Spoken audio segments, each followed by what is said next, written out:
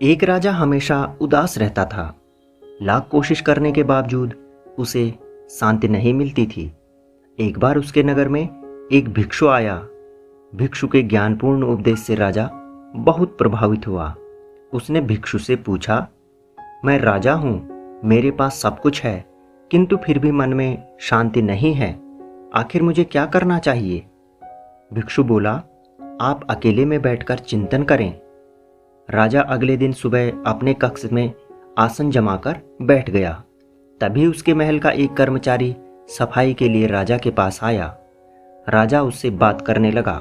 कर्मचारी से राजा ने उसकी परेशानियां पूछी, जिन्हें सुनकर उनका दिल भर गया। इसके बाद राजा हर कर्मचारी के कष्ट और दुख जानने लगा। सबकी व्यथा सुनने के बाद राजा ने निष्कर्ष निकाला कि वेतन कम होने से सभी आर्थिक रूप से दुखी हैं।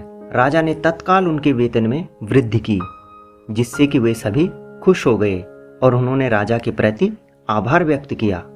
अगले दिन जब राजा की भिक्षु से भेंट हुई तो उसने पूछा, राजन, आपको कुछ शांति प्राप्त हुई? तो राजा बोला, मुझे पूर्ण रूप से शांति तो प्राप्त नहीं हुई, किंतु जब से मैंने मनुष्य के दुखों के स्वरूप को जाना है, अशांति थोड़ी थोड़ी कम हो रही है। तब भिक्षु ने समझाया, राजन, आपने शांति के मार्ग को खोज लिया है, बस उस पर आगे बढ़ते जाएं। एक राजा तभी प्रसन्न रह सकता है जब उसकी प्रजा उसके साथ प्रसन्न हो। इस कहानी का सार यही है कि मन की शांति स्वयं के सुख से अधिक दूसरों के दुख दूर करके उन्हें सुखी बनाने से मिलता है।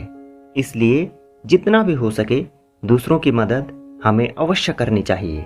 हमें आशा ही नहीं बल्कि पूरा विश्वास है कि आपको यह छोटी सी कहानी अच्छी लगी होगी। यदि आप हमारे चैनल पर नए हैं तो हमारे चैनल को सब्सक्राइब करना बिल्कुल भी मत भूलिएगा। मिलते हैं एक नई कहानी के साथ बहुत जल्द आपसे। तब तक के लिए धन्यवाद।